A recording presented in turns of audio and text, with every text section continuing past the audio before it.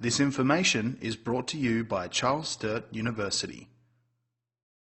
Today, to start off with, is to solve that recurrence relation. So just recalling, our recurrence relation is this latter part here primarily. That's the relationship. So basically, G of n, so it would be G1, so G0, G1, G2, are just a sequence of numbers. That's all it really is. And what I want to know is, I want to know what the formula for it is.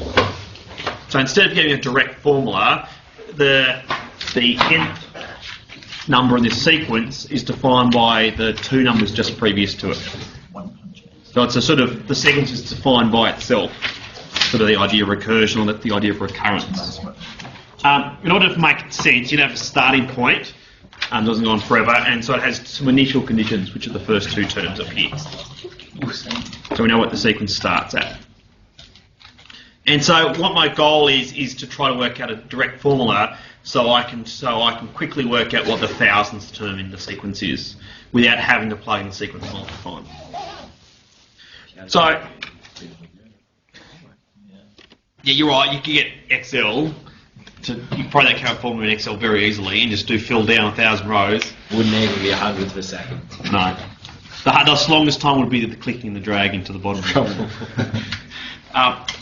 So, how do we solve these sort of things?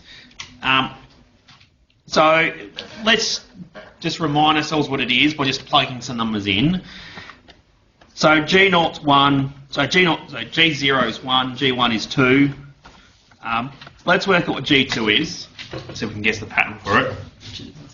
So to get G2, basically we have to plug in to a basic recurrence formula. So G2 is equal to 2 lots of the number before it, so G1 minus the number before even that. So pretty much I'm replacing n in that formula by n equals 2. I will.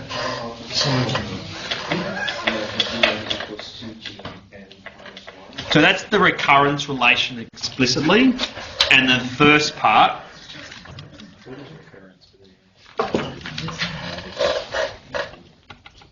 are the initial conditions. What are we finding?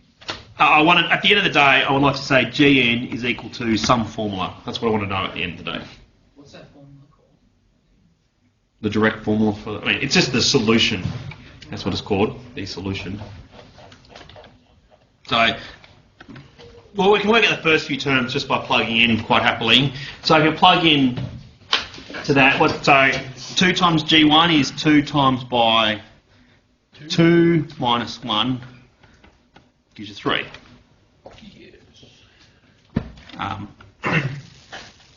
G3 would be 2 lots of, again, playing the recurrence relationship, 2 lots of the term before it minus the term before that. So it's going to be 2 times by 3 minus 2, which is equal to 4. What do you reckon the pattern is? Gn equals n plus 1. Yeah. So that's our guess. So one way of proving that formula is you make a guess, like we have here, and just to verify the guess is you use induction, proof by induction, and you just use the original recurrence relationship essentially, which really just boils down to subbing in the equation. Actually, you can just sub it in. Don't have to do induction really. Just sub that formula into the initial conditions and the recurrence relation. If it works, it's fine. So it works in this case, but often you can't see what the general answer is. So you often can't see patterns like the Fibonacci series we did last week. So what I want to do is I want to show you how you do it, the formal approach, how to use the characteristic equation method. It's good to see the solutions just to see how we need to adapt our process a bit. So this is the method I mentioned in the last lecture, and which doesn't quite work for example, so I just want to see how we need to change this approach. So to solve a recurrence relationship using the characteristic equation method, firstly is to find a characteristic equation. That's all it's called, which pretty much means when you've got your recurrence relationship, just replace any of these terms by r to that power instead. Then you clear off the bottom the smallest power you can, and it produces an equation just in R by itself. I'll do it in a second. Once you've got that, it's called the characteristic equation. You solve it for R using quadratic formula for simple cases like we've got here, and you get some answers. So normally you get lots of solutions. If there's double roots, you get a problem. But if you've got lots of distinct roots, then you can just write down the general solution as just being what's called a linear combination of each of those powers. And then to work out what the K1 and K2 is, you just sub the initial conditions in and bang, that's your answer. That's the basic approach. So 1, find this characteristic equation. 2, solve it. Use that to write down the solution in general form and then work out the particular solution we have using the conditions. That's our basic process. Let's see how it works for this particular case.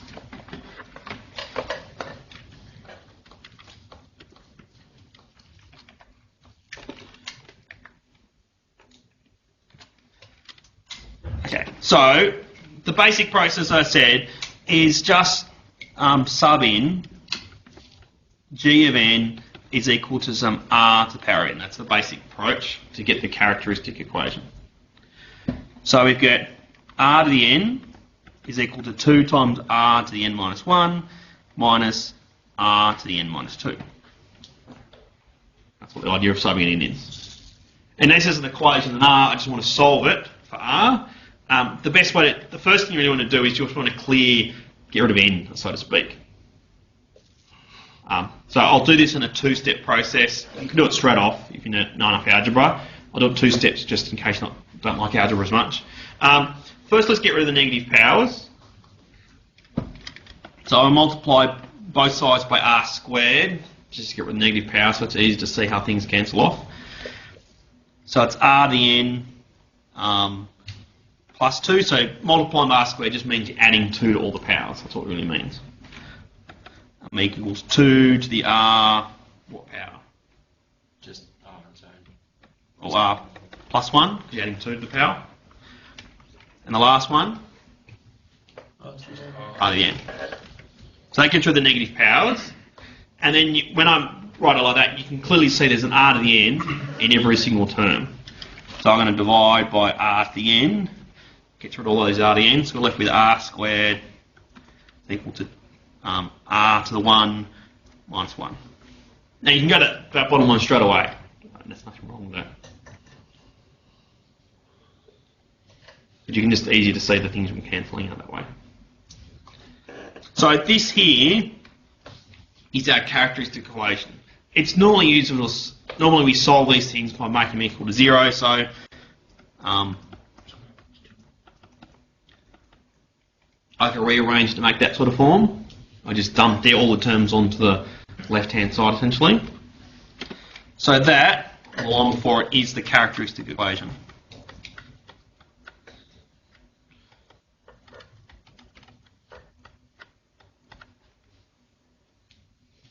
So that's what we get. So that's the first step. So the first step is go from our recurrence relationship, do a bit of algebra to get our characteristic equation. That's step 1. So the next step is to solve this. And it's a polynomial in general, so if it's a recurrence relation is equal to 2, you get a quadratic equation, like we have here. And 2 ways to solving quadratic. You can either use factorising and then just read off the answers. If you can't do that, you can always use quadratic formula.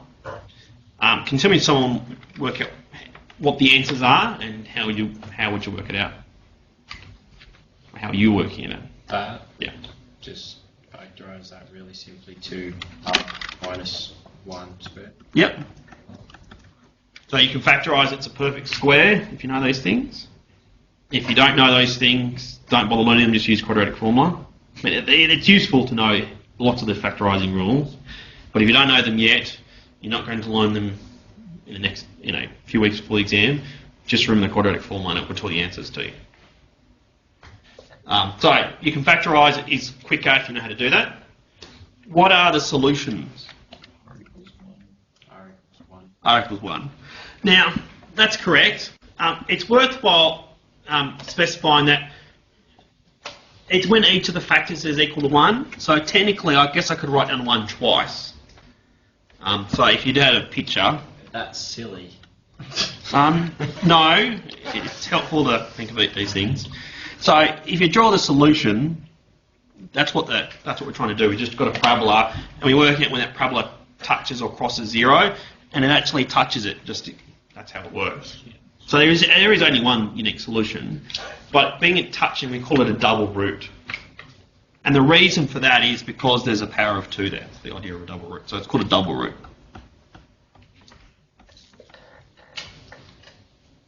So what we would normally expect is if we have a polynomial degree 2, like a quadratic, we'd expect 2 solutions. And sort of we have 2 solutions, they just happen to be the same number. If you want to think of it that way. So if we think back to our process here, to write down the general solution, we're just doing a number times the first solution to the power of n plus another number to the second solution to the power of n. In this case, you can see it's not going to quite work that way because there really is there's sort of only one solution, not 2. We have to fiddle it somehow. And the way to do it, if we just look at our thing here, is adding n's. It really just solves it.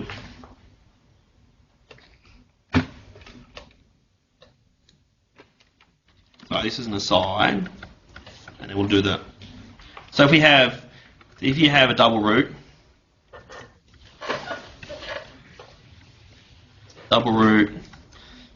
say r is equal to r1, for example. So r1 is happen to be doubled. Then the general solution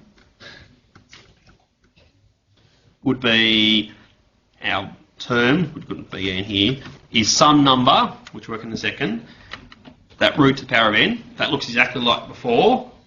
And we want to have another term which looks the same sort of thing, but we can't write the same thing twice, it's a bit silly. So for the second term here, we add an n out the front of it. That's the main difference. So if you have a double root, you get the same sort of format, you just put an n out the front. Now, where does this come from? Some people have mucked around with these things before and worked out the general pattern.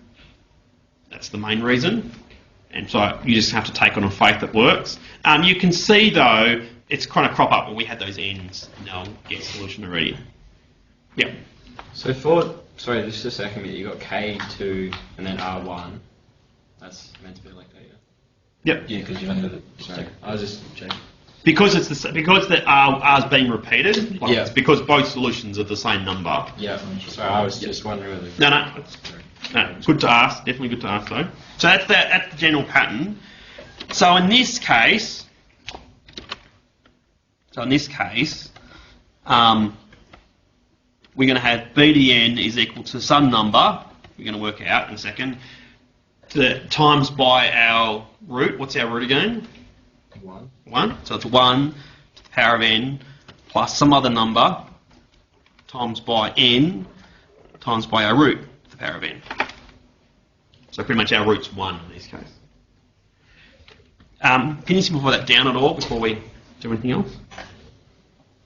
We can take the 1 to the power of n out if you want. Yeah, so 1 to the power of n just always equals 1. So we could just simplify this down to that sort of expression. So the 1 to the power of n is going to just disappear. I tend to put the n in front just to make it a little easier to read my writing. So you can simplify down that way. So recapping, so the basic approach, step 1, get the characteristic equation. Step 2, solve it. From that, you just write down what the general solution is. Now, if they're all distinct, that's quite straightforward. If there is any roots repeated, well, there's not enough of them effectively, then you have to just pad it, like we've done here, by adding a few n terms. What if you happen to have a triple root, for example? What do you think you'd do in that case? Just add another one of those random letters in to differentiate. So like instead of you got n in there as well, then you got like a p for the third one. So the n means something special because that's the order of the term there. N2. So the n squared. So if you had another term, you have an n squared term. And if you had a quadruple root, which you can think of that way, It'd be an n cubed is the next term along. So every extra term you need, just chuck an extra n power in. Now, as I think I've mentioned before, the process for doing these things, if we're an order 2 equation, order 3, order 4, the process is identical for all of them. So in any assessment items, I might as well just ask the simplest of those. So I'm just going to ask order 2 ones in any assessment. Because if you can do those with patience, you can do any higher ones. Whereas some higher ones, the algebra just blows out a bit. Although the method's the same. There's no point giving you a harder one unnecessarily. So I'm going to stick with just order 2. But it's good to see that the method generalises quite nicely. That's the point. So once we've got our general solution like we've got here, we then want to find out the solution which matches our initial conditions. So in terms of what we've done, all we've done so far is just solve just the recurrence relationship by itself. We've ignored the first part. And that's what we now need to use. So just bring them down. So we now know that G0 equals 1 and G1 equals 2. They're the extra things we need to use at this point in time. And essentially, we just sub in. I've got to remember what letters I'm using. So now I've got to sub into this expression to work out what the K1 and K2 is. So if I just plug in n equals 0 into my expression, I've got K1 plus 0 times by K2. So just K1 is 1. And K1, and therefore that's equal to 1. So we tell straight away K1 equals 1. In the other equation we sub into, we want to do G1. So just replace any n's we said by 1. That's K1 plus 1 times by K2. What does that simplify down to? Sorry? 1 plus K2 equals 2. So 1 plus K2, yep. And that's equal to 2. And so what does K2 equal? 1. Because 1 plus 1 equals 2. Everyone okay? There one person is, but... What's K? K. What is it? K1 and K2. So this is our general form. So they call basically they're the numbers in front of the power. So they're called the coefficients. Okay. So we're just trying to find the coefficients for these things. So if we go back to this equation here, so we had a recurrence relation and this thing here. So this recurrence relationship, there's many possible answers to that particular recurrence relationship. Lots of them, as a matter of fact. The answer depends upon what the initial conditions are. But no matter what the initial conditions, the solution always has that sort of format. It's always that sort of format. And the format's really just determined by two numbers, K1 and K2. That's what determines the particular solution. And you need to find those just by plugging the initial conditions in. That's what we're doing here. So from here, we know K1 and K2, we know what they are. So therefore, we know that this general solution now is G and N is equal to K1 plus N times by K2. That's what our solution is in this particular case, which is what we guessed earlier, I might add, which is always nice. So that's our solution, or a direct formula. So now we can work out what the thousands term is. What is the thousands term in this sequence? 1000. 1001, that's right. All I do is just add 1 to the n. And so this one here you can see the pattern, but the same approach works for other things. So in the tutorials you'll do later this week or on lectures, distance students, there's a harder example of double roots as well for you to practice on. But it's the same sort of approach. So this is the updated process. So this is the characteristic equation method. Step 1, plug in, just replace the sequence by r to the n. Use that to simplify to work out the characteristic equation. Once you've got that, solve it. If you've got, then from that, you know what's called the basic solution. So the basic solution is a number times by the root to the power of n. If you happen to have double roots, then you need to chuck a few more basic terms in with just some n's out the front of them.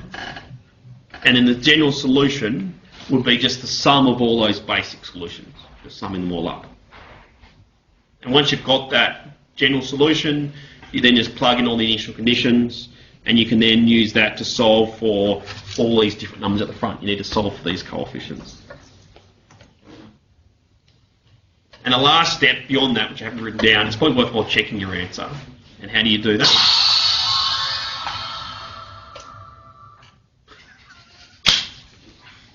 How do you check your answer? Badass sound effects and substitution. Yeah, just subbing. Basically, just sub the answer back in the original equation. That's what you need to do. So that's the idea of a recurrence relationship. So you need to practice a few to get the hang of it. But basically, we're defining a sequence by some sort of relationship. And as I said, the one we did the other day was Fibonacci series, that one up there. And you're just trying to work and solve it. So where some of these things crop up from, which is Fibonacci series, for example, is about growth, population growth. So you go, I know what the population is today. I know how it's going to change from one year to next. What's it going to be in 5 years' time? What's the long-term growth? So it's often in terms of a number of bacteria you have or whatever it might be. And you're looking at it monthly. So that's what the applications are. That one's in the tutorials. You can write all these things down. You can see at the top, this is not examinable, this part, but I'll mention it just to give the bigger picture. You can actually write down these recurrence relations as matrices. So if you remember, we did matrices in passing when we did adjacency matrices for graphs. So matrices crop up here. And the characteristic equation that we write down corresponds to the characteristic equation of the matrix, which you use to work out eigenvalues. And that might mean nothing. That means very little to you at the moment, but you do lots more of that in, say, Maths 101. In Maths 101, for which some of you guys will do that somewhere. And eigenvalues are useful for principal component analysis and many other things. So this sort of technique crops up in other areas. So that's the first way of trying to solve a recurrence relationship. It's called a characteristic equation method. And works well in many cases. A bit more of a generalised technique from that is called using generating functions. It's a bit harder to understand at first glance because there's a bit more algebra in it. So in your assessment, if I give a recurrence relationship, I just say solve it. In your assignment, you can have a look at your assignments. You can't look at your exam yet, but it's true for your exam, that I'll allow you the choice which method you want to do. So it's up to you. So when I'm teaching the second method, you need to go, which one am I going to focus on learning, which one am I going to do my practice on? And then you can do it from that. They are both useful, definitely. Which is why I want to mention them both. I'll let you to make the decision.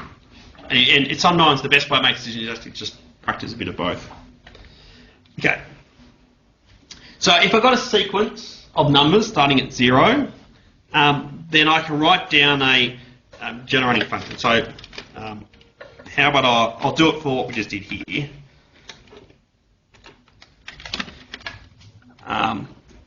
So the terms we had was n plus 1, right?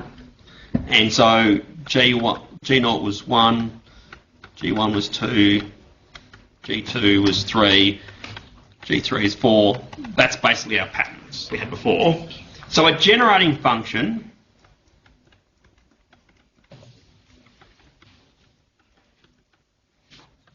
is a function, so called a little gx, so G for generating, and which basically stores all these different numbers as the various coefficients. So the first number, 1, is a constant term. The 2 becomes the number in front of x to the 1. The 3 becomes a number in front of x squared. Next number, 4, becomes a number in front of x cubed, etc. And as a matter of fact, it's going to keep going on to infinity. So there's an infinite number of terms. So it's called a generating function because by looking at all the coefficients, I can see every single answer. And it's an infinite series, which has sort of problems to it, I'm sure you can imagine. And so what we often try to do with these things is we try to work out nice closed forms. So what we're going to do is we're going to go between these really long expressions like I've got here into more simpler ones. So this can be written out as in a sort of compact form as 1 over 1 minus x squared. Now I don't expect you to remember that, but there are ways of being able to write down this really long function as a nice compact form. So it's something I could draw. Given that last form, I could draw it on a piece of paper what it looks like, etc. So it's actually is a function of x that I could sketch on a piece of paper. But what it can do is if I write it as an infinite series, it can generate all my different answers for me. That's why it's called a generating function. So what I would like to do is I like to use this idea of generating functions to work out what the answers are for me. So how the basic approach works is I'm making up a generating function, g of x, I don't really know much about it yet. I use my recurrence relationship to make it work out what the function is explicitly. So I'll eventually work out some sort of closed form for my generating function. So I do that by using the recurrence relationships. Once I've got the closed form, then I can muck around with that to actually work out what all the different coefficients are. And once I've got the coefficients, I can read off, well, that's the answer right there. It's just the different coefficients. That's a really basic approach. I'll have to show you the example to show what it really means. Okay. Let's do an extended example on this.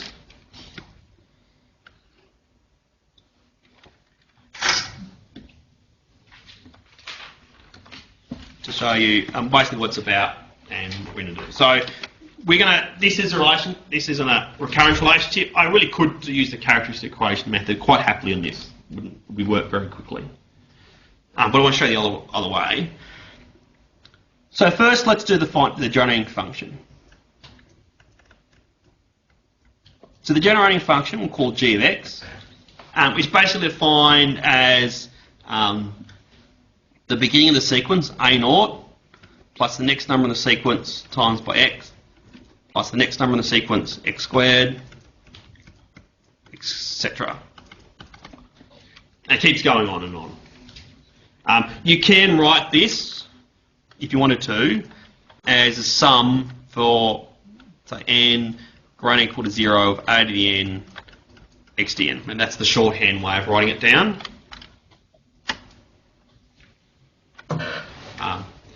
I'll keep it more concrete by just showing lots of terms, just so you can see the patterns for it.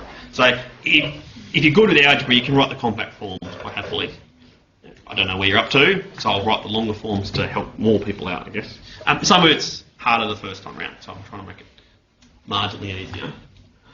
So it's worthwhile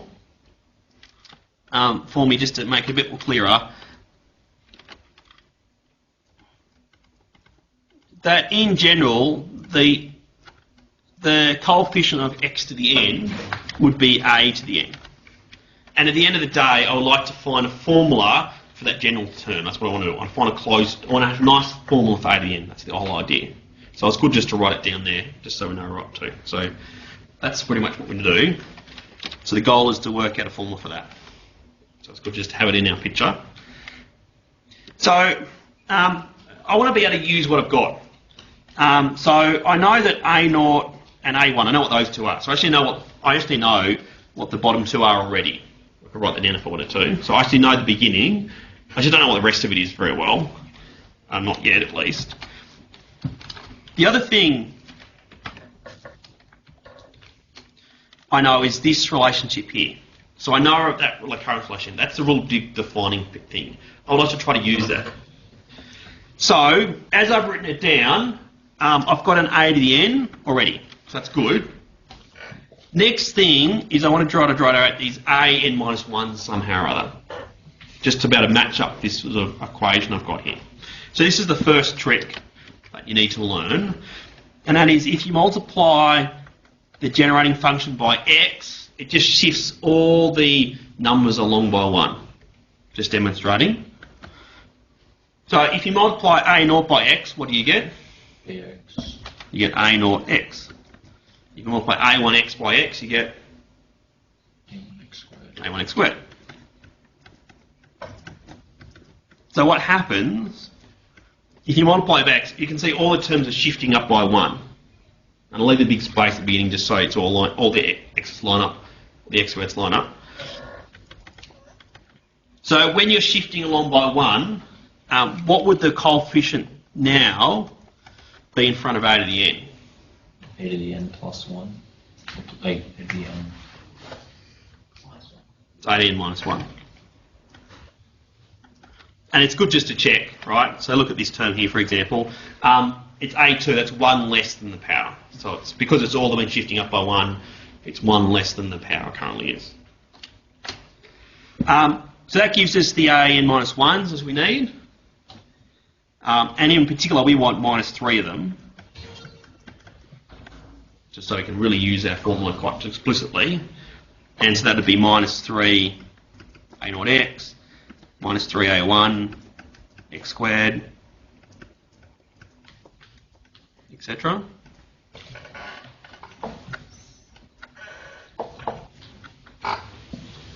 So you can see this term matches that term exactly. And this term here matches that one exactly. So we've got to be able to combine these in a second. So I'm just going to get these terms, in the general case, matching up to my recurrence relationship so I can utilise it. So the first trick, as I said, really is knowing that xgx really just shifts things along. How do you reckon I'm going to get a n minus 2 things then? Times by x squared. Yep. So do x squared g of x will give us one more shifted along and gives us the a n minus 2s we want. So they give you a naught x squared plus a1 x cubed, etc.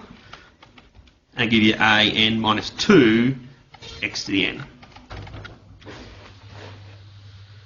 And again, what are we going to do with that?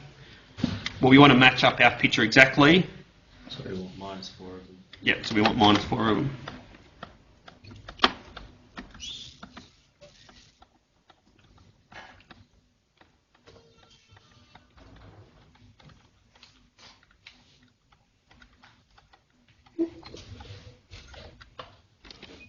And that matches up to that exactly. So we've got all our different components. So let's copy them across and we'll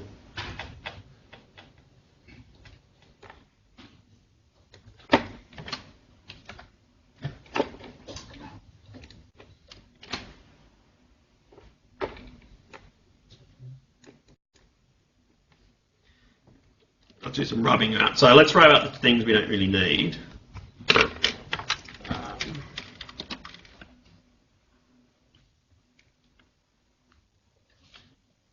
Yeah, it's watching out on your piece of paper is fine. So I need to rub out your page, but I just want to make it easier to see exactly what I'm trying to use.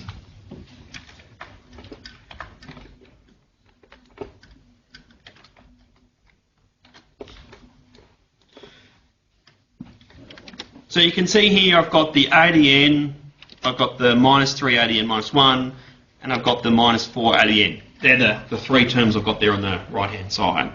So what I'm going to do is just going to add them up together. So just going to add them.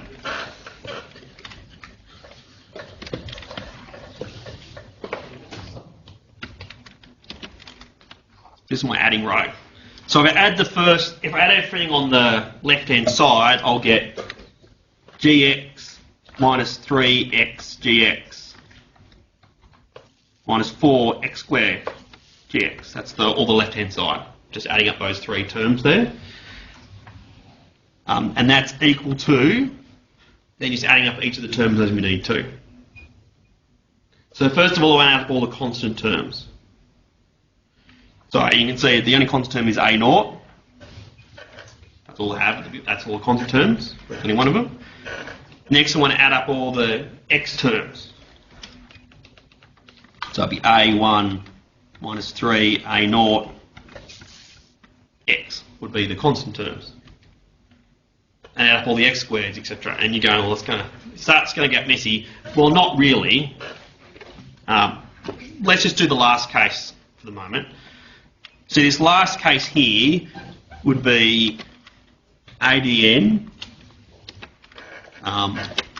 minus 3 ADN minus 1 minus 4 ADN minus 2, all of that times by x to the n, etc. So that last term there, which I've just done, what's that actually equal to? Math. The answer's simpler than just maths even. It's a very simple answer. 0. 0. All those terms there are equal to 0. So the whole reason why we did that is because we know that general terms are just going to collapse down to 0. And so most of these terms are just going to die on us, which is fantastic because we don't feel like dealing with an infinite number of terms. So that's equal to 0. And as a matter of fact, as long as you've got these all three terms present, they will always combine in the same sort of way and all of them die down to 0.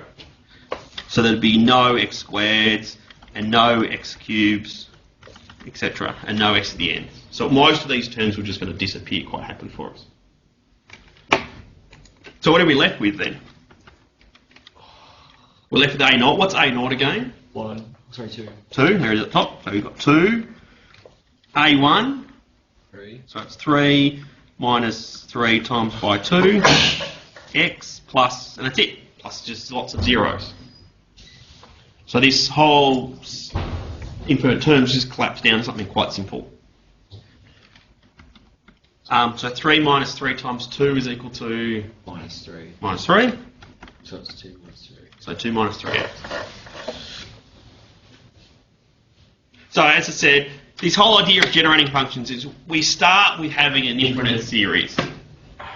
Then we combine them, and the real trick to combine them is just to use xgx and x squared gx. That's really the main tricks to use. To combine them in a way that kills off most of the terms. And what you're left with is something like we've got in this case.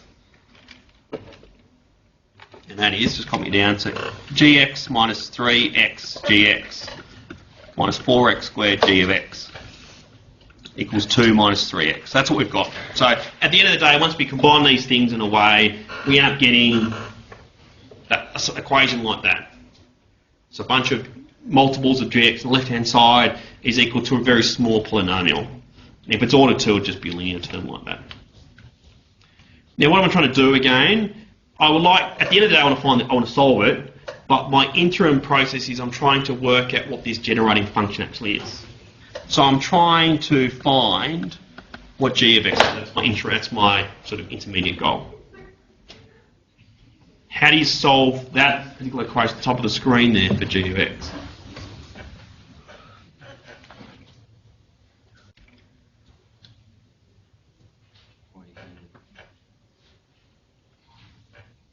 So factorise it. So factorising give you 1 minus 3x minus 4x squared equals 2 minus 3x. Yep. That's just factorising it. What do you do next?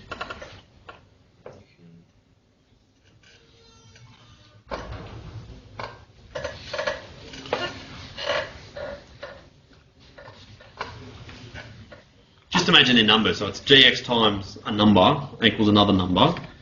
What would you do if they're just numbers? Divide them. So we do the same thing here.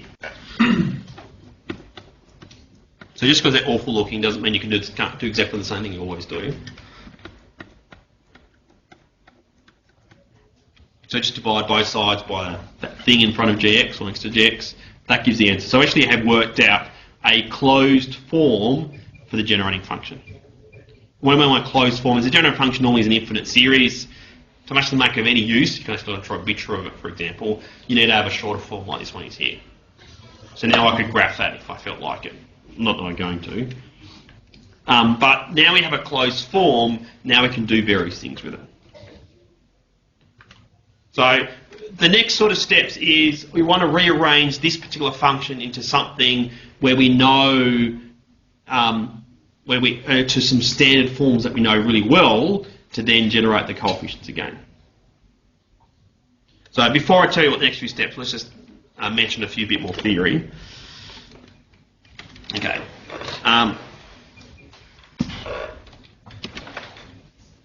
So if we have 1 plus rx plus r squared x squared, r cubed, x cubed, etc. So this is an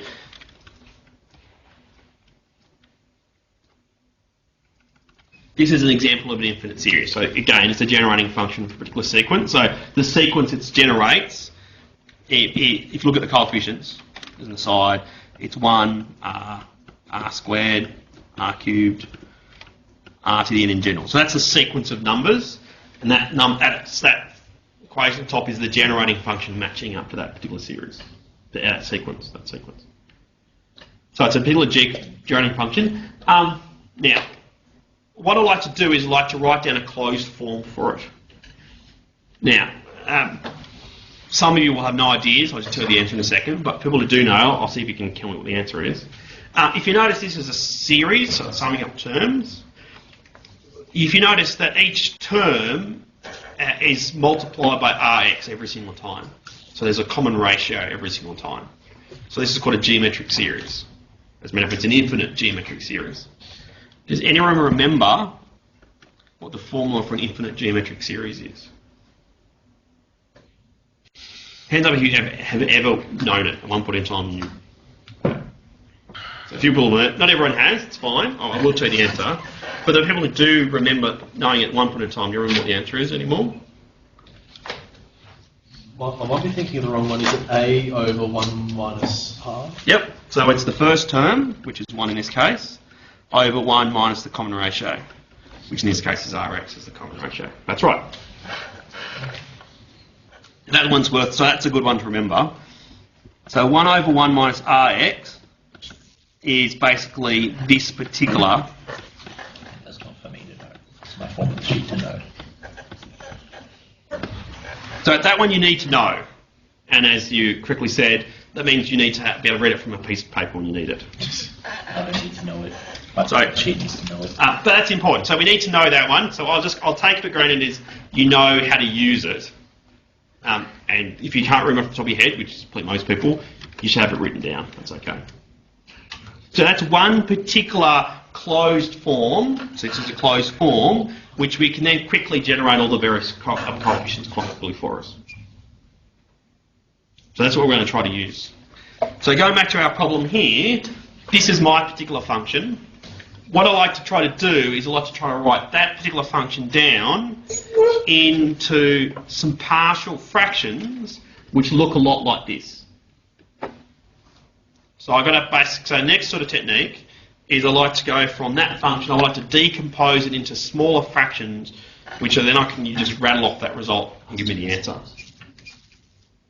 So this is called the technique of partial fractions, which is useful in other cases. So at high school, it's taught in Extension 2 for calculus. Now, I don't think anyone's probably done it in the class, but if you have, you would have seen it. And it's certainly done in other sort of subject areas. It's not that difficult, it's just you need an application to bother learning it. So this is I'll explain how to do it. So it's just easy to do the example, and then I'll talk the general theory afterwards.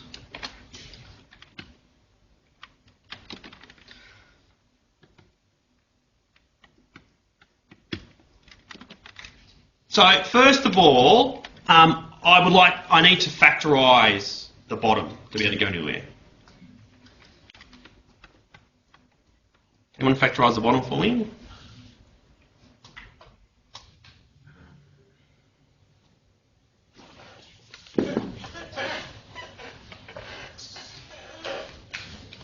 X on one is minus 2 on the other. So it's going to be 1, 1, definitely. You can't have any other choices for the first one. So I think it's 1 minus 4x, 1 plus x. Works? Yep. How do I do that? So as I said, if you don't know how to factorise, just use quadratic formula. It gives you the answer. But how I did that is the first number here has to be factors of 1. If it's a nice integer answer, it's going to be 1 or 1. Really? Or minus 1 or minus 1 are the only real option. So let's make them both positive. Then the other term here has to be factors of this one here. So it's going to be xx. You're going to have to do factors of minus 4. The options are minus 2 and 2, or minus 4 and positive 1. Then you're in or plus or minus of those various cases. Then the options to try them all out. And you go, well, once I try my options, I need to get this minus 3 in the front. So if I just want to add the two things together, I need to get something like minus 3 cropping up. So I have 2 and minus 2, it'll just cancel and give me 0. Doesn't work. Try my next one. So minus 4 and positive 1, add them up, minus 3. Good, that works. That's the one I'll put down. So it's just constrained trial and error, really. Now, if you get used to these things, you sort of get a feel for what the one to try for first, because you've seen enough of them. And that's just which is how I do it. I've done this enough, I think. But if you haven't done much of it, if you can't factorise quickly, really just jump down to quadratic formula. It does give you the answer. And as I said, although this is factorised neatly, things don't necessarily factorise neatly. You need to know how other ways of doing it. So that gives the different factors. So partial fractions basically says if you've got two factors down the bottom, you can rewrite this as something over the first factor plus something over the second one. And these two somethings, this A and the B, are going to be constant numbers, just a single number. So you can always rewrite that. So that's intriguing. So that's always possible. So I'll keep the proper caveats here. In order for it to work properly, the degree of the top has to be lower than the degree of the bottom. As long as that's true, it always works. So if I had a quadratic on the top and a quadratic on the bottom, then that doesn't quite work. I'll have to have an extra constant in the front of it. The way we do generating functions, that won't occur. So that's the sort of situation we're going to deal with. So whenever you've got something over two factors, you can just split it up as a constant over the first factor plus a constant over the other factor. And before we work out what the A's and B's are, why that's useful is this 1 minus 4x and the 1 plus x are really just two special cases of this expression here. So you can utilise this expression to help expand it out for us. That's the whole reason why we're doing it. So let's go back and just try to work these things out. So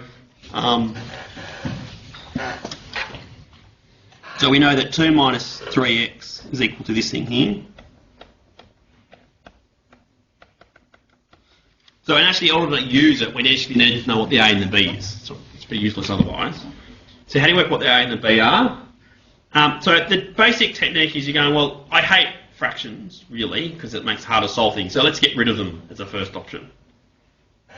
So to get rid of fractions, I would multiply both sides by what to get rid of the fractions? 1 minus 4x and 1 plus x. Yeah, so multiply both sides by the bottom here and get rid of all my fractions in one go. So I get 2 minus 3x in the first one, that gets rid of the fractions there. Over here, let's do it slightly slowly. Once you do them more, once you've had practice with them, you can do it quicker than this.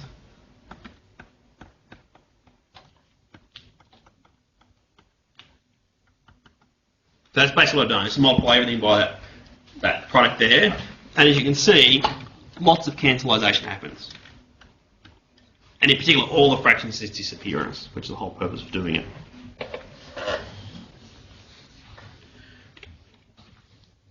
And so what we're left with in this case is 2 minus 3x is equal to A 1 plus X plus B 1 minus 4X.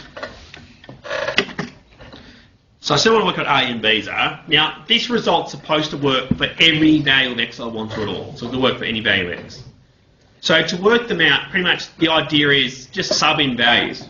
Just sub in values of any value of X you feel like. If you sub in two different values, you're probably going to get the answers for it. And that's always true. Some tricks for how to do it quickly. The best values to sub in to normally are the ones which make it simpler.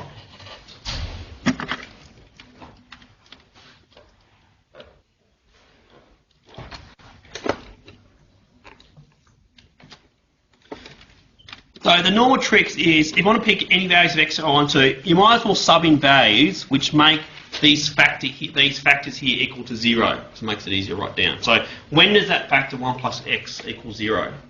When X is minus 1. Well, that sounds good. So why don't we just let X equals minus 1 to make things a bit easier to sub into. So we can sub in any numbers. Any numbers at all are fine. So if you sub in X equals minus 1, you're getting 2 minus 3 times by minus 1 is equal to 0. So by construction, that 1 plus X just disappears, just becomes 0 for us. That's the whole reason for summing that particular number in. Then you've got plus B 1 minus 4 times by minus 1. Let's simplify some of the arithmetic. What's 2 minus 3 times minus 1 going to be equal to? That's going to be 5. 5. Equals 5B. And then, again, you get a 5 over here too. So what's B equal to then? 1. 1. That gives us B. How are you going to work out A? Well, start quartering where X is a quarter so that you can get rid of the B. Yeah, so you can sub in anything you want to at all. So you can sub in X equals 0 if you felt like it. And since you already know what B is, you could get the answer quickly. The normal trick, as you correctly say, Jacob, is to sub in when this factor here is equal to 0, i.e. when X equals a quarter. So the left-hand side is 2 minus 3 quarters. That's equal to A times by 1 plus a quarter plus 0. So by construction, that last term just disappears because we're subbing in precisely when that's equal to 0. And now it's just a matter of simplifying the algebra down to get our answer. What would you do next to try to get the answer? Simplify it.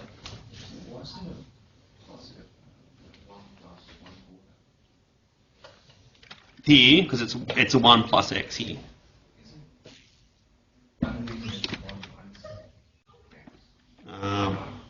Yeah, it's 1 plus X from earlier, yeah. So you can do a few things. You go, if I hate fractions, then you multiply everything by 4 first off before you do anything else. So it'd be 8 minus 3 is equal to A 4 plus 1. That's the I hate fractions approach, which is not necessary. A is still going to be 1. Yeah, it doesn't change the answer, of course. So you're still getting 5 is equal to 5A, and therefore A is equal to 1, like we did before. If you're more happy with fractions, you could go straight. Don't have to multiply by 4 first, but up to you.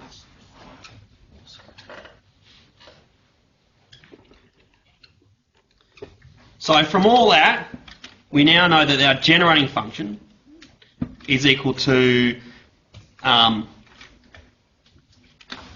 this expression here, which we're decomposing into two different partial fractions. So it's equal to 1, that's what A was, on 1 minus 4x, plus B on 1 plus x. So we've written our generating function as two simpler looking fractions. So now we've done that, so let's take a whole step. What are we trying to do this for? Ultimately, we know that g of x basically generates all the different terms in our sequence. That's what ultimately we're trying to do. We're trying to work out what all these different terms are. We're trying to generate them. And so we have this particular generating function. We can now use these to generate all the terms. And the main rules, as I said before, we know that 1 on 1 minus rx is 1 plus rx plus r squared x squared, etc.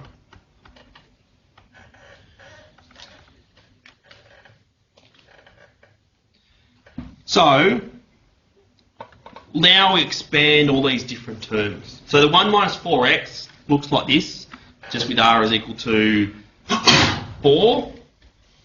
And that's going to be equal to 1 plus its r x plus its r squared x squared.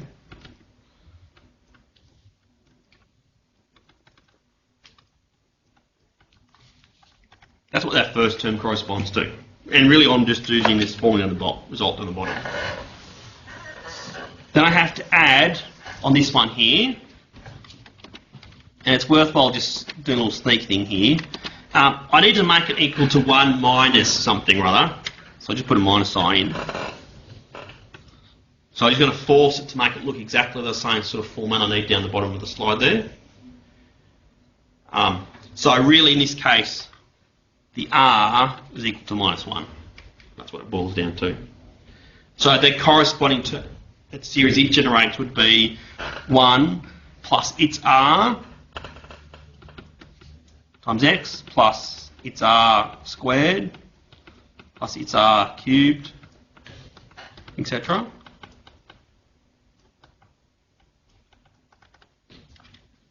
So now I want to add them up. So if you add them up, you get 2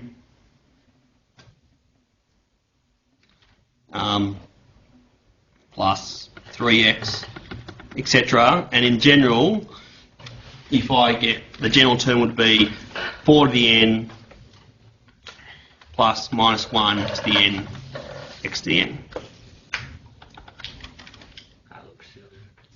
And so now equating coefficients, I can see that a to the n, which is what I want to do, is equal to that term there, which is the final answer.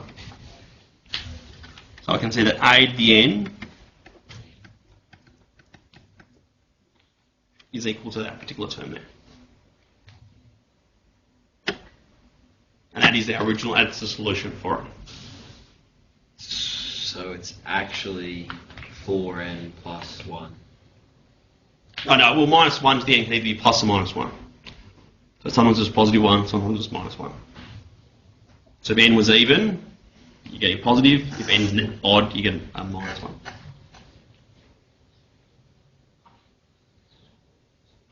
So we did lots of stuff there. So let's just try summarising some of the processes we did. Okay, so partial fractions. That's one of the intermediate things we have to do. So it's useful in its own right.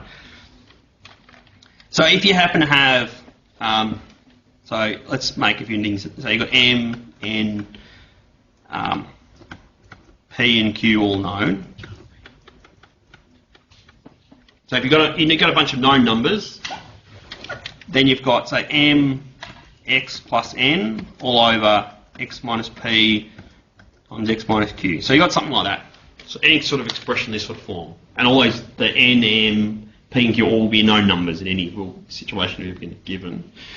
Then you can write this as a over x minus p plus b over x minus q, where a and b are unknown. You don't know them just yet, and you just can't write them off straight away.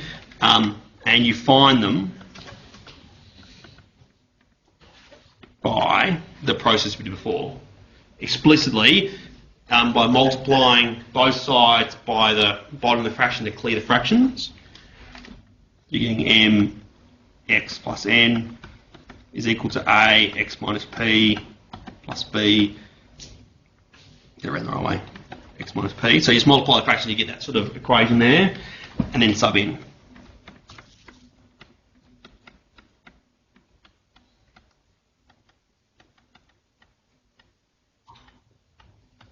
You just sub in any values you want to. The best values to sub into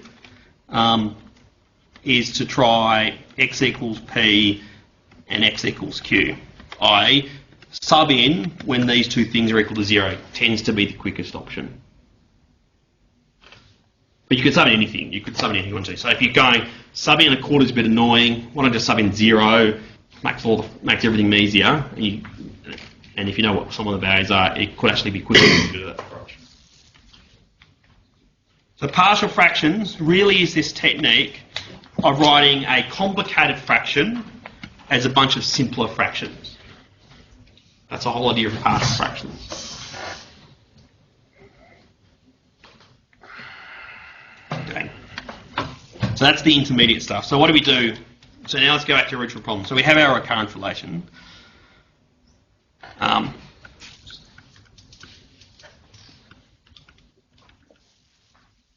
Which is something like, C0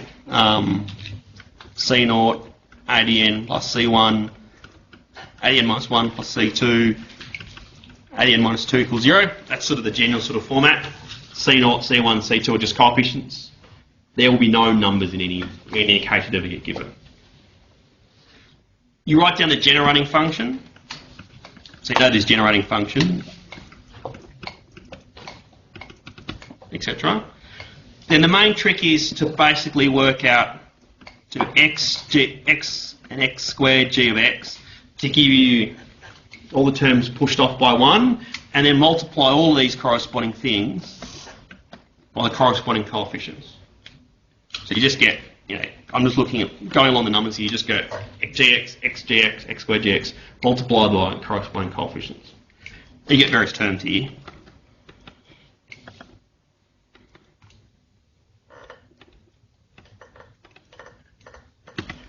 So you get those various things, and then add them up.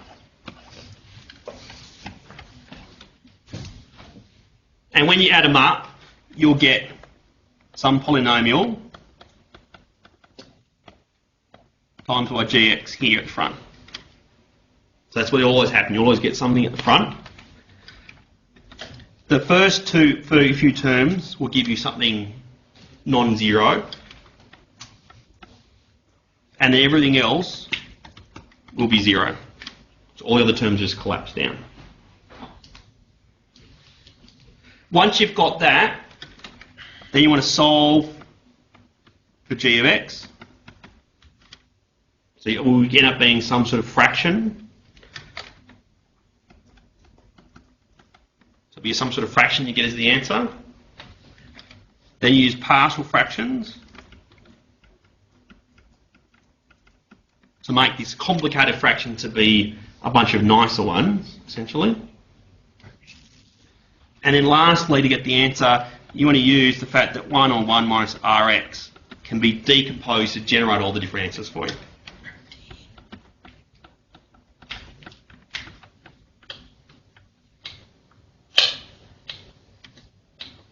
And then you use that to combine whatever you've got to give you the final answer. Now, if for some cases, so that's the description of the method. In this particular case, what would you prefer to do? The characteristic equation method or the generating function method? Definitely the characteristic equation. So, if I ever had to do that, I'd probably neck myself about halfway through. So, as I said, I've given you the choice. The reason why I mentioned it is because the generating function method is the more general. So, if you happen to have constant coefficients, all nice and homogeneous, which means you always got the equal 0 on the last on the right hand side, then the characteristic equation method works really nicely. Is that going to be our exam situation? Probably. Probably because so what the generating function is good for if you don't have that, like you've got an inhomogeneous situation, and I'll explain why I'll have trouble asking anything more than the vanilla ones to you. Michael? Yeah. Are you unable to say yes to my previous question? Due to some obligation to the educational institution? Or our education, something or other? Because you're not meant to tell us what's in the exam, are you? But If I give any information about the exam, I have to give the same information to all students. That's the rule. So I mentioned in last week's announcement for all students that you always have a choice of this particular question. I did say that last week. Yeah, I saw that announcement. I was wondering which one would be in the exam.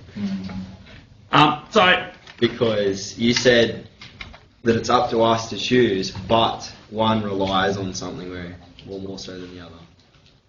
So if I ask a question like this in the exam, like the one on the top, you could choose either quite happily. Both of them work. And up to you, it really is up to you. I can make it a lot harder. Let's not. By putting like n there. Just putting n there. Not. And as soon as you put the n there, it really means the characteristic equation method really struggles big time to handle that. The generating function method doesn't care. It will handle it just as easily. Doesn't really change the difficulty at all. Now, your probably perception is the generating function method is really a bit harder, I suspect, for most of you to begin with. But it does handle just tweaks like that quite happily. It's a much more powerful technique. The downside is to it, there's lots more algebra skills required to utilise it. Also, you require about 4 or 6 pages just to answer the one little question. The way if I wrote it out personally, I would abbreviate a lot more. I was trying to explain a lot more in my process. So I would use series notation, for example, if I wrote it down, which saves paper. So the reason why I taught it is because it is an important, powerful technique, and it can handle lots of variations. The characteristic is much simpler. Having said that, it does handle lots of situations you might readily encounter. And both of them really only work. They handle linear cases quite nicely. Everything falls over in a big way for non-linear cases, only except scenarios. So that's the two main approaches.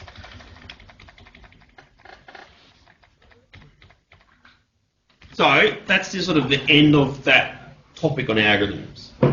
So we looked at algorithms to begin with. We looked at recursive algorithms. I think the main recursive one we looked at was the towers of Noy explicitly, but we have done things like the in-order, post-order, and pre-order transversals are all recursive functions. When we looked at algorithms, we want to know how long do they take to run? Like how many operations on the computer would it take to run? And a convenient way of counting that is using big O notation. So we spend a time on big O notation. Then you go, well, what about recursive functions? How do you know how many steps a recursive function takes? And more naturally, you can get a recurrence relation to describe how many steps it takes rather than explicit answer straight away. And so you need to know how to solve them to work out the big O for a recursive relationship, recursive function, I should say. That's the sort of things that we've been looking at. The recurrence relationships are useful in their own right. As I said, they're good to model population growth, etc. I'll put an example of them tomorrow's tutorial just so you can see it. And there's one in your assignment as well for that one. So that's sort of what we covered. So so once you do the tutorial or online meeting, you now can do the next assignment task. So I know you've only just put one in, but so you can start the next one now, essentially. So keep rolling. So that finishes that sort of topic off. So how we have a break for a few minutes, and then we'll come and start the very last one. Done for the day. Thought we were done for the day. There's a public holiday next week, so you missed 2 lectures. So I think we should be fine. That we'll just. Why do we miss 2 lectures? Because of the one holiday. Or 2 hours. Holiday Monday night. You missed both 2 hours. The 2 hours. So it's still one lecture, but So one long lecture if you want to think about it. I think we're going fine. That I don't need to give you any supplementary material. So sometimes in this situation I would record the lecture offline and give you a copy, but I think we're okay with that. We don't need to do that. that means we miss out on systems annual next week. Yes. No more. So what subjects are you guys doing apart from this session? Systems analysis, internet technologies, and Java. So 211, I see 211, 212, and 206. 206, yeah. What's your favourite subject? Excluding this one. So. Oh, damn. Now I'm really at probably 206 or 212 because that's easy as pie. Because you have a bit of a chunk of subject. I say 206 because I don't go to any of it, and I say 212 because when I do go it's always boring, but I sleep or have fun talking to Antolovich. What's doing that? Is it web pages? Is it? It's internet. It's like our very first 2-hour lecture was how to operate a web browser, so you know. It's very difficult, Jacob. There's lots of them these days. And about one half of the content is examinable, so. But some of it's accessible, not in exams. Yeah, like we have an exam where we need to make a very basic web page, and our first assessment was a Cisco task. So we actually only had or have one assessment task which covers examinable content.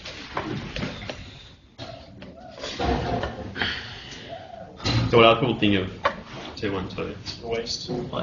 It's a waste of it. Michael hates it. Like the other Michael, he hates Michael it. and Donovan. Yeah.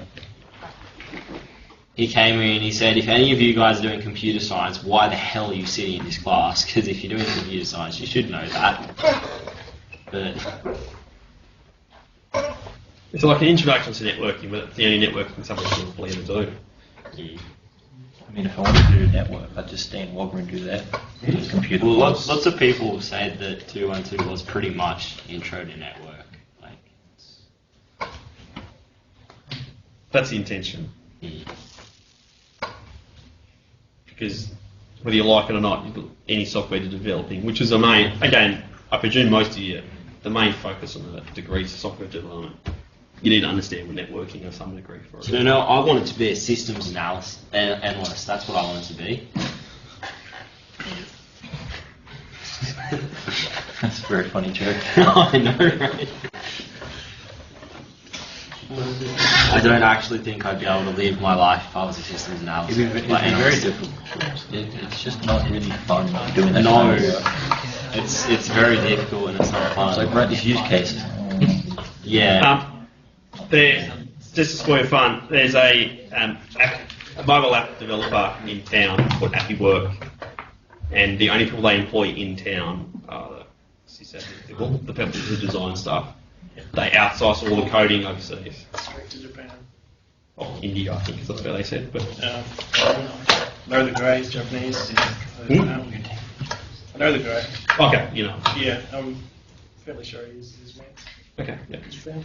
He lives in India. Maybe. Or maybe he does use Oh, I don't. different times. So yeah, so sometimes the people you need on the ground, or the people the sysadmin you need on the ground, just talk to people and what they really want. With the coding, you can do anywhere. Well, sysadmin is very easy. Typically, you just manage systems. Systems analysis. That's the pain in the ass one. It pays very good, but it's a pain in the ass. So you guys can make your mind up what you want to do as you go through. I'm going to become a drug dealer. I heard it pays well. You're on the wrong degree. Should be I've been pharmacy for that. I've been watching Narcos, right? Well, And they- excuse you, Michael. I'm sorry that it takes me a little while to get in my proper degree, but It gets huge, and they just go too fast, too quickly. see, I didn't have the street skills to get Yeah. into It's just a pharmaceuticals. lot of cocaine.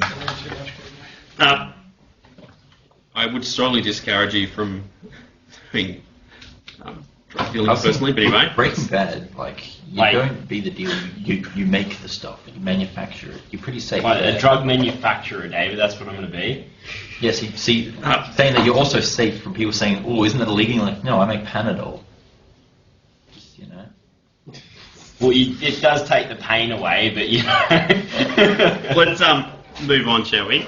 So, Lawyers, oh yeah, I make crystal meth. so the last one we want to look at is Boolean algebra. Blue volleys. It won't take us That's as long long because as through you'll my- see, we've done lots of this already in this subject as well as one there.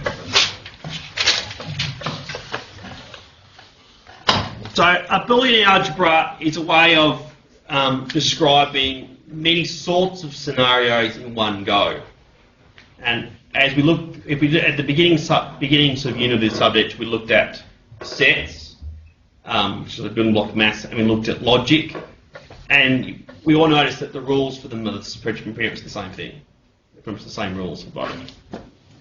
And so any rule that you could prove for sets, there's exactly the same sort of rule for logic, and they sort of one-to-one correspondence. That sentence doesn't make sense. A Boolean algebra, something is a set A with... I'll read it out to make it simple in a second. So, basically the pattern you see for set theory and the pattern you see for logic are the same pattern. So what Mr. Boole did is he worked out what the common pattern for both of them was and described that as called a Boolean algebra. So Boolean algebra is a certain pattern. Was there actually a person named Mr. Boole? Or was like... His last name is B-O-O-L-E. It's Boole, yeah. So it's Boolean algebra. So it's named after Mr. Boole, yes. Boolean, not Boolean. Shouldn't it really be then?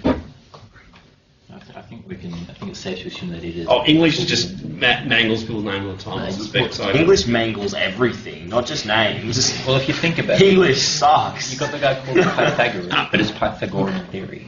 Okay, keep moving on. So the pattern for a Boolean algebra is made up of this block thing here. That's the sort of pattern you need. The pattern consists of a few things. It consists of A, which is the set of all the different things you want to do operations for, which is the collection of the things contained in the algebra. Then it contains two operators, in this case a plus and a multiplication. So the plus here and the multiplication, they don't correspond to addition multiplication of normal numbers, they do something else. Or an and. So they just, or an and is the most common application, absolutely. The next one here is a complement. And then it has two special elements called 0 and 1. So that's the general pattern for it. And any Boolean algebra matches that pattern. You can't just happen to have those elements. You need to have a few rules as well. So the basic rules that are required for a Boolean algebra are these ones here. So the first rule is that the two binary operators, the plus and multiplication, need to be commutative. You can swap the order around. So what normally happens is if you've got a basic test scenario, I want to know if this is Boolean algebra or not, you'd have to prove in that situation that it is actually commutative. So for set theory, for example, the plus corresponds to union and the multiplication corresponds to intersection. So you have to prove that that intersection and union are commutative. And of course they are. Essentially, is the proof of it almost. Explain when you use ands and ors, but... yeah, so you go, well, A and B is the same as B and A. The next property is associative, which basically means if you want to combine three elements, all with the same operator, you can do it in any order. You can do the first two or last two to make you get the same answer. That's the idea of associative. A lot of things you encounter are associative, so you're not. So it's hard to imagine something not being associative, but they do exist. The third property is distributive, which is basically expanding brackets. So as written, the second one there is sort of how you normally expand brackets for multiplication and addition, but you can also expand using the plus operator too, which is the unusual looking one as written here. And again, you would have to prove them if you actually wanted to do it for any situation. Then the next one is the identities, so how you combine with the 0 and plus, so the 0 and the 1 I should say. I had a lot more fun with true and false. Yeah, and so this is the very generic expression. And the last rule is the idea of complement. So you need to know what the definition of a complement is. And in order to prove something's a complement, really just revolves around those two rules. So if there are any other rules you want to prove from things later on, which we do, you need to utilise those two to prove it. So pretty much that's what a Boolean algebra is. It needs to have a bunch of elements, needs to have a plus, a multiplication operator, a complement. It needs to have two very special things called a 0 and a 1, and it needs to satisfy those 5 rules. As soon as it satisfies those 5 rules, it then satisfies lots of other rules in consequence to it. So there are a bunch of ones. Let's just go over them for the moment. We'll come back to that. So there are other rules, and we know them more, like the De Morgan's rule for the Morse law at the bottom. It's one of the applications. So if you know the first 5, everything else flows from it. So De Morgan's is just a consequence of the first 5. So what are some examples? Let's make it concrete. Let's look at some of the ones you've seen to begin with, and then we'll look at, I'll mention one explicitly you haven't seen at all. So we've done a few in the subject. So sets and logic and propositions are the examples. So I guess the one you see in coding all the time is just simple true-false logic. So in that sense, we need to define all the different elements. So the first thing for the Boolean algebra is to talk about what the elements actually are. So for the simplest one, I guess there's 2 elements, true and false. That's it.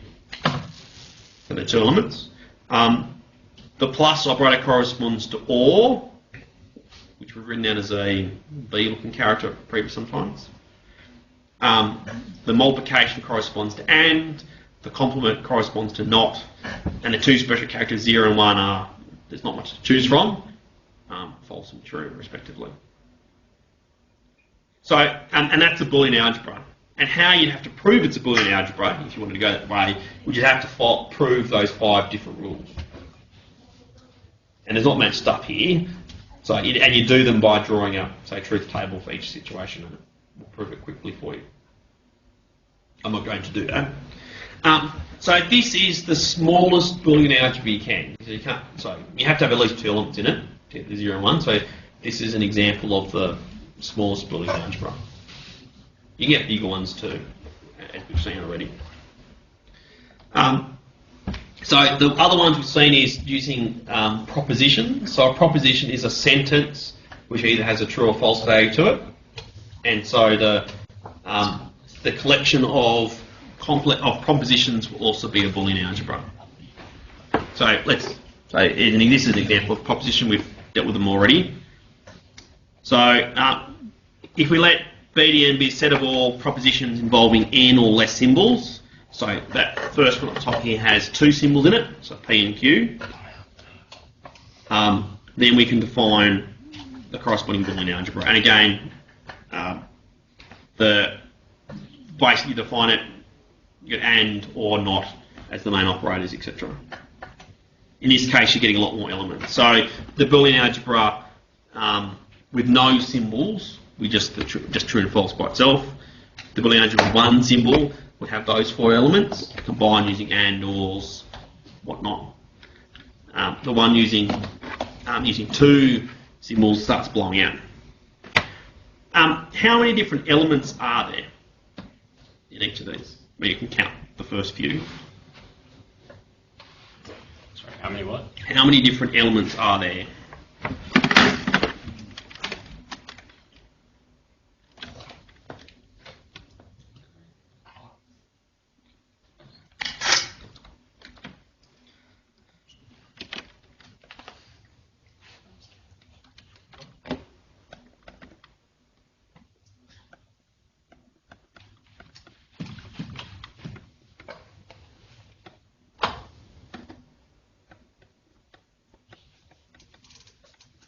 So our own BN is it's a set of all propositions with n or less symbols.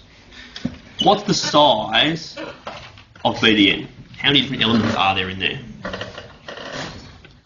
So the size of B0's 2, because I can count them. Size of B1 is 4. Size of B2.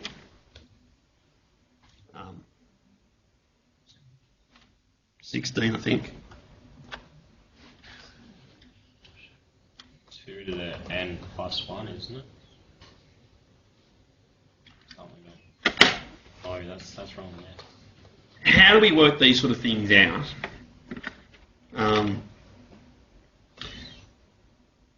So 2 to the 2.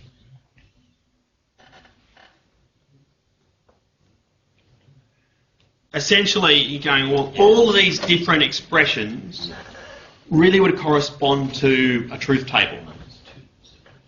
So the counting BN really is just about counting number of truth tables. That's what it really corresponds down to. So it's really the number of truth tables or N letters. So if you think of the truth table, you'd have, so let's just do N equals 3, for example. You'd have P, Q, and R for my truth table. I'd have lots of different rows down here. How many different rows would you have in this truth table?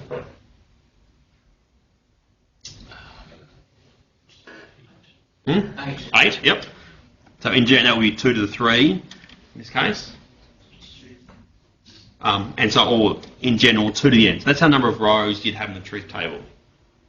Now, for any particular proposition, you'd have different numbers cropping up here. What possible numbers can you get there? 0 and 1. Yeah, 0, 1, or true, false. So you've basically got lots of different options for true, false. How many different options do you have all up?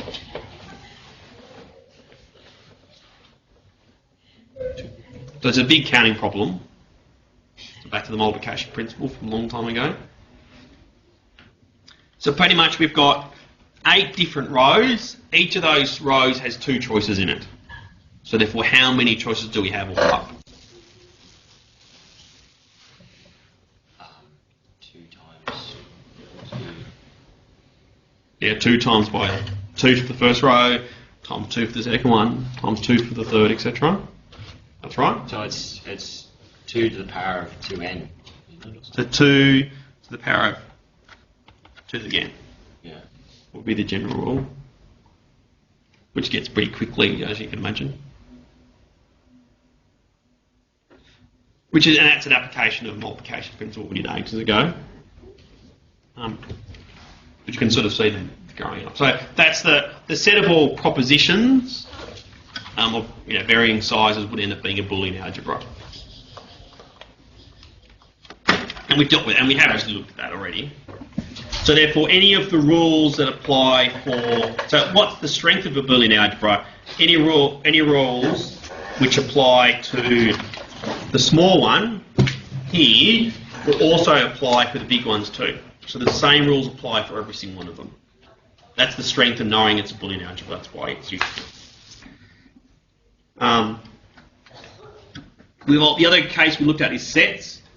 So and we looked at, so essentially have some sort of universal set, and the Boolean algebra is all the set of all the subsets of that, I should say, which we defined at the very beginning of session as being the power set.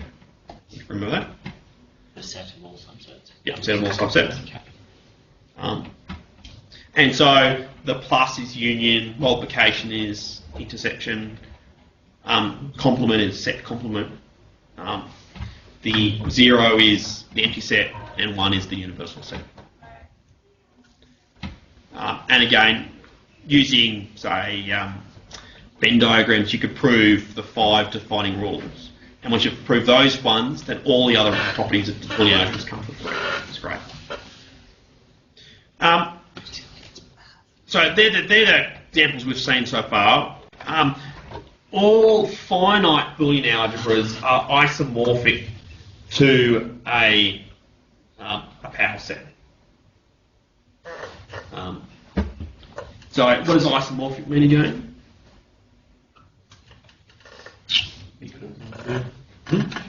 Equivalent to, right. So we used it in the sense of graphs. Good job, Corey.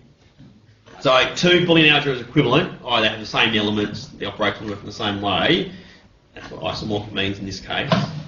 So all finite Boolean algebras really are equivalent to something like a power set and intersection and unions on it. And you could, so you can also have infinite Boolean algebras too, if you feel like it. And they isomorphic to, in general, field of sets. What does that mean? That means a subset of a power set. So i.e. not all subsets, but only some subsets of a particular multinomial set. And it has to be closed on intersection and complement and union was the last one for it to work. So they're all that. So if you can understand those, you could describe all Boolean algebras to me if you like it.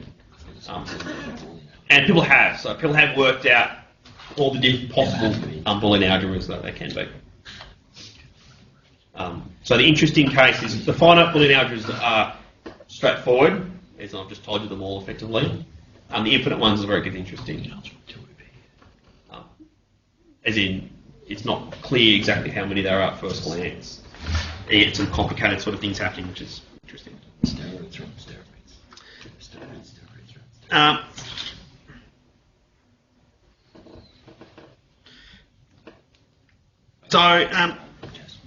Two more examples. One is binary, so just a bunch of zeros and ones. So the multiplication corresponds to the multiplication in binary. That's okay. The plus does not correspond to plus in binary, unfortunately. It corresponds to the maximum value.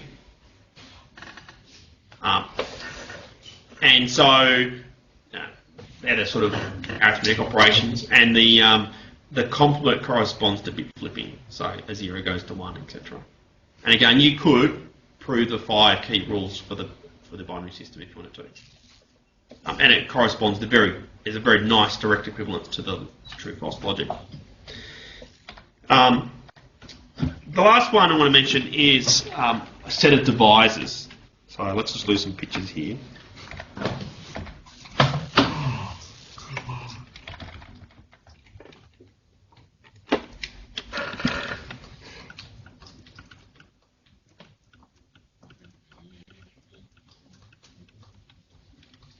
So what are the different numbers that divide 6?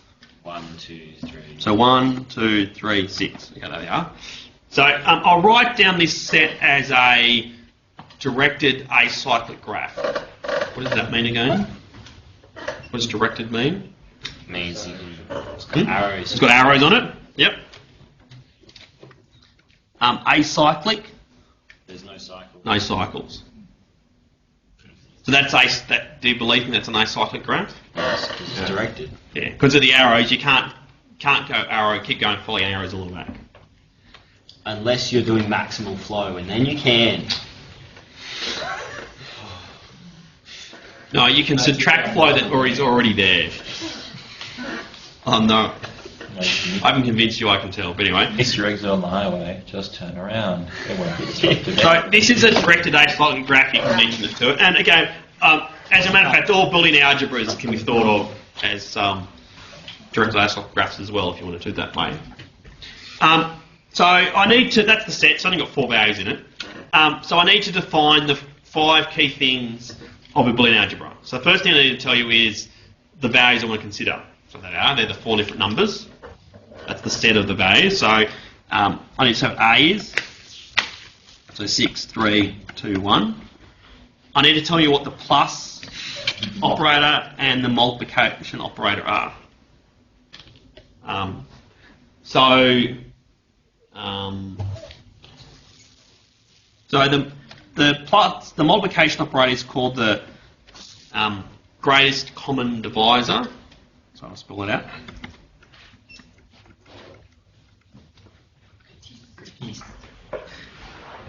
Come on. In the picture, so in terms of the picture, in terms of graphs, that's equal to the so nearest common ancestor. So it's the node which is which you can if you keep going back, following the edges backwards, it's the first node which is common to all of them. So 2 and 3. What's the greatest common divisor of 2 and 3? 3. So greatest common divisor is what's the number which divides both of them? Oh, 1 then. And 1's the only thing which divides both of them. essentially. So the greatest common divisor of 2 and 3 is 1. What's the greatest common divisor of 2 and 6? 2. So that a number divides by 2 divides both of them, and it's the greatest of all the common divisors you could ever come up with. The greatest common divisor of 2 and 6 is 2.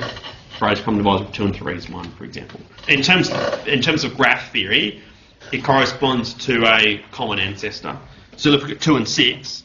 The common ancestor of both of them, well, 2 is an ancestor of 6 and a 2, naturally, and therefore 2 is the nearest is a common ancestor of both, and it's the nearest you can. And for 2 and 3, the common ancestor, so 1's the only common ancestor of both of them, it's the closest you can get. That sort of situation. The plus... Does that mean that, like, 2 is its own father? It's a self-ancestor, if you want to talk about it that way. Because I could make some ripper Star Wars jokes right now. I'm thinking of the one episode of Futurama where he becomes his own grandfather. That's also a good episode. So the plus corresponds to the lowest common multiple, and in the picture, so in terms of graphs, so that's what it corresponds to in terms of divisors. In terms of the picture, it's the nearest common descendant. And again, we'll allow the possibility of you being self-descendant, I guess. Slightly misuse the term. So the lowest common multiple of 2 and 3. So basically that means it has to be a common multiple has to be something which can be divided by both numbers and the smallest you can possibly be. So the lowest common multiple of 2 and 3 is 6. Lowest common multiple of 2 and 6 would be 6, for example. So that's the plus and the multiplication. The other operator we need is the complement. So if I do the complement of any number, it's the top number, so 6 in this case, divided by x. So the complement of 6 would be 1, the complement of 2 would be 3, etc. What's the last things we need to say? I need to define the 2 special units. So I'm going to talk about the 0 and the 1 unit. So math. So the 1 of this, which corresponds to universal set or true, that sort of thing, is the top of the graph. And the 0 is the bottom of the graph. Now, if you notice, that's a little bit confusing because 1 is 0 and 1 and 6 is 1. So you've got some sort of mismatch of the labels here. But the pattern, the 1 in the pattern corresponds to 6 in our little set, and the 0 in the pattern corresponds to 1 in this particular set. And then knowing those rules, I can do any sort of rules I want to from that. So things like De Morgan's law would apply. What would De Morgan's be? So De Morgan's in general terminology, for example, is x and y not is x, not x or not y. That's what De Morgan's law looked like in general. In this particular case, that would suggest that 6 divided by the greatest common divisor of x and y would therefore be equal to 6 on x plus 6 on y. That would be an automatic rule. So if I could prove, and I haven't done it yet, so if I could prove that this is actually a Boolean algebra, then all the other rules, like De Morgan's law, would be automatic too. And I could write down something like that as well. That's the strength of recognising it's a Boolean algebra. Can you then apply some of these other rules? So to prove it's a Boolean algebra, you're required to prove those 5 different rules. You need to prove it's commutative, which is pretty easy in this case, help define things. You need to prove it's associative, again, fairly okay. You need to prove, what the next one was, the complement rules, that's the hard one in this case. You need to prove distributive rules, which just requires a page of algebra to prove distributed, but you could do it. And the last one is the identity one. And they're pretty simple, straightforward. It's the common ones which is really difficult in this situation. And as a matter of fact, in some sets of divisors, that complement rule would fail. So this is a Boolean algebra as an example, but other similar situations may not be. So if I do D12, is not a Boolean algebra. So I'll draw the picture and I'll explain why it fails to be a Boolean algebra. So the set of divisors of 12 would be 6 and 4 and 3 and 2. So that would be the set of all divisors of 12 as a directed isocyclic graph. So why is it not a Boolean algebra? So if I take 4, what would the complement of 4 be in this sort of... that's okay. 3. So you can do complements. What's the problem with it all?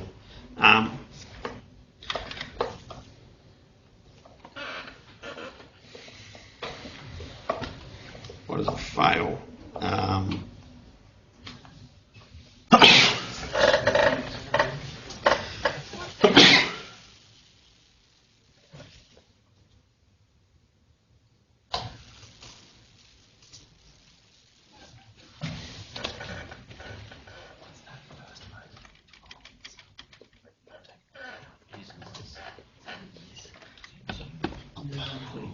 Okay, so let's say the complement of 2 would be 6. So think about it more. So 2 plus 2 bar should be equal to what? So something. So this is the in a Boolean algebra. Any element plus its complement should be equal to the very top. Should be equal to the universal set, which in this case is 12. That's what it should be if it's actually Boolean algebra. That's what it should be. Because this isn't. So let's try it out. So you've got 2, plus is the lowest common multiple. That's what plus means. The complement of 2 would be 6. What's the lowest common multiple of 2 and 6? 2. So it's the small. It's got to be bigger than both of them. So it's the smallest number we can think of, which is divisible by both 2 and 6. 6. It's going to be 6. So You can see that's not 12, that's an example of why it fails to be Boolean algebra. wow. So it fails one of those key 5 rules. So just having a plus operator and a multiplication and a complement and a 0 and 1, just because you have all of those, doesn't automatically make it a Boolean algebra. You do need to satisfy all 5 rules. And this one fails with just one of the rules, just only if one of those 5 fails on. Everything else would work. The reason why this one fails is because if you do 12, the prime factorisation is it's 3 times by 2 squared. As soon as you get a square factor in there, it doesn't become a Boolean algebra. So if it's square free, then it is a Boolean algebra. That's what you can end up proving. I might have written in here.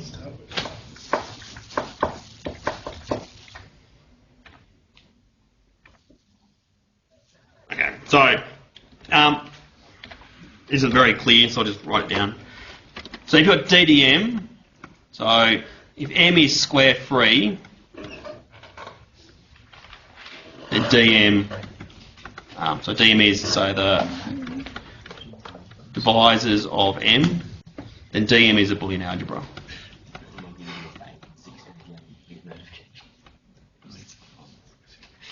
So if if M is square free, then the set of all divisors of M will be a Boolean algebra. And if it's not square free, then it's almost, but not quite. But because it's not quite, all the other rules that you like to use may not apply anymore, which is good.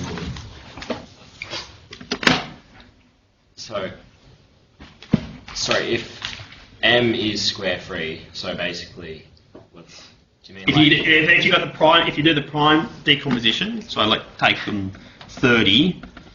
What's the factors of 30? The prime decomposition. 15 to 3 and 10. Yeah. So you can write it as 2 times by 3 by 5. That has, when you do the prime decomposition, there's no squares there. So therefore, the set of all divisors of 30 would end up being a Boolean algebra. What if it's 60 on the other hand? That's 2 squared times by 3 times by 5. That's a Boolean algebra, but that's not Boolean algebra because it has a square there. Because there's a square in its prime decomposition, it's not square free. And fails for that.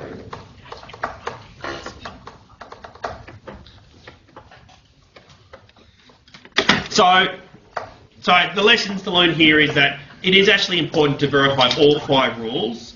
Fortunately for the common applications of logic and set, they're all been done, and you could do them using truth tables or Venn diagrams, the case might be. And you probably have done some of them as we did earlier in the subject. So the class examples all been well checked, so you have to do it again. But in other applications, you would have to check them and exactly. Once you know those, you can then prove lots of other things, and I'll do some of that in tomorrow's lecture. I'll try and get you to do some of it actually. And then once we've done that, we want to see some general techniques for simplifying quite complicated Boolean expressions down. And why that's useful is you've got a complicated logic expression, how can you make it more simpler? So you're doing a computer code. Now that used to be really important when you had punch cards, which I never learnt punch cards. When you had to didn't know how to space. Nowadays, you've got optimizers and things like that in your compiler. It probably does a lot of that for you. It is nevertheless a useful skill, although not quite as critical as it used to be.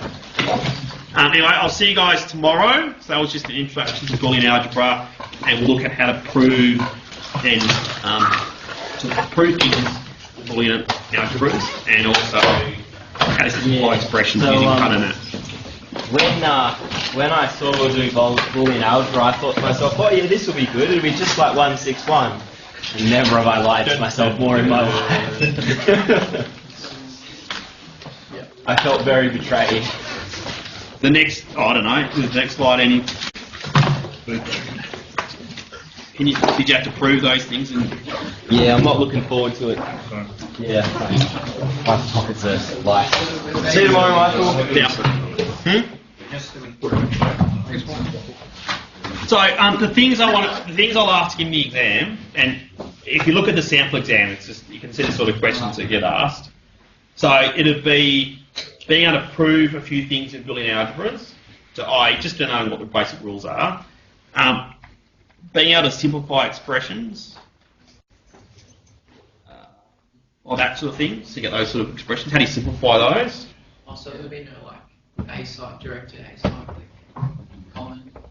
Oh no. Oh, you could mention if you wanted to, but yeah.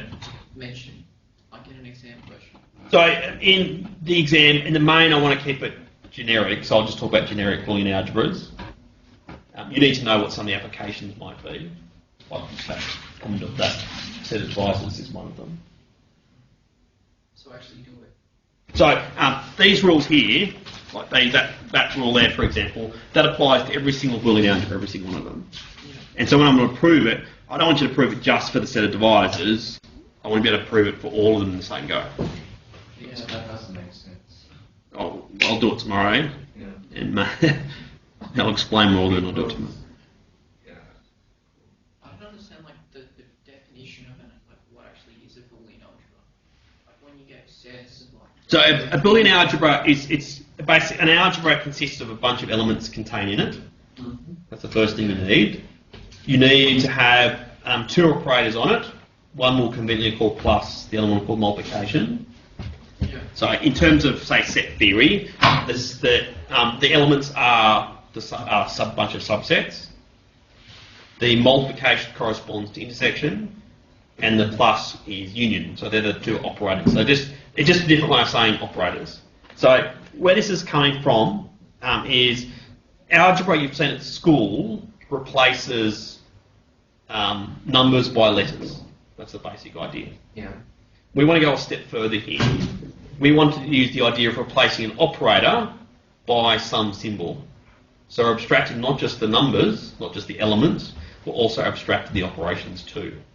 So we're doing algebra one step further than what you do at school. So instead of just saying, instead of I want to talk about, sometimes I want to talk about AND, sometimes I want to talk about intersection, sometimes I want to talk about greatest common divisor, so these are 3 different operators. I want to talk about them all in the same breath. Let's give a symbol, let's call it the dot symbol, as way of describing all 3 of those things in one go. And can apply any of them whenever I choose it to be. So back to the Boolean algebra, it needs that set of elements. It needs to have 2 operators, one a bit like intersection, one a bit like union essentially. It needs another operator which just does something like complement or not. And it has 2 special elements in that set. One we'll call 1 and one we'll call 0, Just a true and false. which is corresponds to true false, or the empty set, universal set. They're the key applications you have in mind.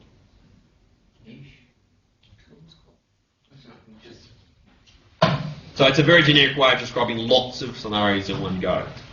So basically when we talk about that, we are also talking about all the other things. So when that rule there, that would apply to set theory. Yeah. So that means if you take the complement twice of a set, you're back to the same thing again. Corresponds to logic. So if you take double not, we'll be back to the original thing. Mm-hmm.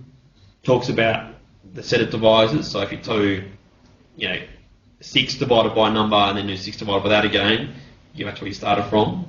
It says all of them in the same breath. Well, that rule applies to all of them. You know when we got the double root and how you just added x squared or n squared? Well, it's just n for the first one. Oh yeah, n. Yeah. How did you know to do that? Is that just what they've worked out? Like that format just